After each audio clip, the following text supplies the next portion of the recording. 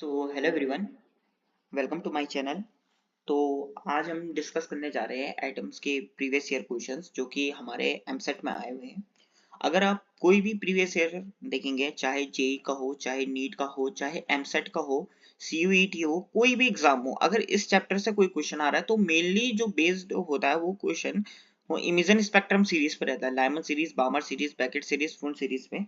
Okay, so उस वाली series को आप अच्छे से याद कर लें। मैंने यहाँ पे वीडियो भी बना रखी है उस सीरीज पे, तो उसको एक बार आप प्लीज चेक करें।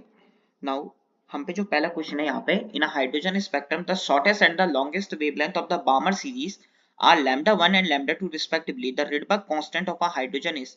प्रीवियस ईयर क्वेश्चन है एमसेट का 13 मई 2023 का। तो अभी मैंने बताया था आपको पुरानी वीडियो में, अगर आप देखेंगे शॉर्टेस्ट और मिनिमम वेवलेंथ, तो जब भी हम पे मिनिमम या फिर शॉर्टेस्ट वेवलेंथ की बात हो, मिनिमम और शॉर्टेस्ट वेवलेंथ की बात हो, तो उस टाइम पे हमें क्या लिखना है, n2 की वैल्यू इंफिनिटी रखनी है। और जब भी हम पे मैक्सिमम या फिर लॉन्गेस्ट वेवलेंथ की बात हो, तो हमें उस टाइम पे क्या रखना है, n2 की वैल्यू n1+1 रखनी है। जो भी हम पे n1 होगा, n1 यानी जहाँ पे लाइट रे, सॉरी, जहाँ पे इलेक्ट्रॉन आ रहा होगा, तो यहाँ पे इलेक्ट्रॉन कहाँ पे आ रहा है, बामर सीरीज पे। बामर सीरीज के लिए n1 की वैल्यू कितनी होती है, 2 होती है।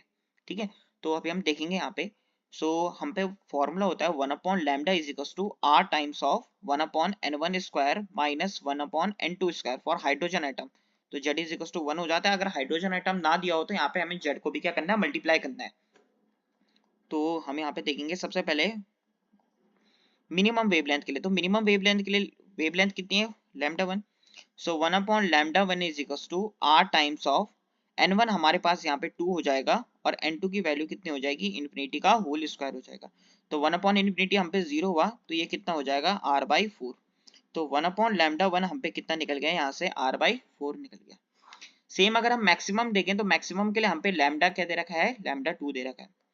तो मैक्सिमम के केस में जो हम पे n2 आएगा वो कितना हो जाएगा, n1+1 हो जाएगा। तो 1/2 का स्क्वायर माइनस 1/2+1 यानी कितना हो जाएगा, 3 का स्क्वायर हो जाएगा। तो r टाइम्स ऑफ 1/4 माइनस 1/9, 4 और 9 का एलसीएम होगा हम पे 36। और अगर हम यहाँ पे देखें तो 9 माइनस 4/36 इंटू आर, तो ये हो जाएगा हम पे 5/36 टाइम्स ऑफ आर। तो ये हम पे किसकी वैल्यू निकल गई, 1/λ2 की वैल्यू निकल गई।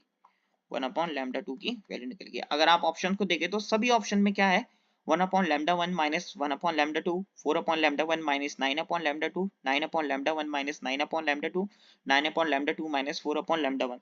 तो सभी ऑप्शंस में यहाँ पे माइनस का साइन दिया हुआ है, तो हमें भी इनको क्या करना पड़ेगा, पहले माइनस करना पड़ेगा। तो पहले माइनस कर लेते हैं, 1/λ1 माइनस 1/λ2। तो 1/λ1 की वैल्यू कितनी दे रखी है हम पे, r/4 दे रखी है, और 1/λ2 की 5/36 r। तो r/4 माइनस 5r/36। तो अगर मैं क्या कर दूं, यहाँ पे r कॉमन कर दूं, तो मेरे पे यहाँ पे निकलेगा 1/4 माइनस 5/36, 1/λ1 माइनस 1/λ2। तो r टाइम्स ऑफ 4 और 36 का एलसीएम हम पे हो जाएगा 36। तो ये हो जाएगा मेरे पे 9 माइनस 5/36। तो ये आ जाएगा 4r/36, 4 9 जा 36। और यहाँ पे हमारा चल ही रहा है 1/λ1 माइनस 1/λ2। अब ये 9 को इधर की साइड मल्टीप्लाई कर दो, तो 9/λ1 माइनस 9/λ2। तो ये किसकी वैल्यू आ गई, हम पे r की वैल्यू आ गई। तो 9/λ1 माइनस 9/λ2 कौन से ऑप्शन में है, ऑप्शन नंबर 2।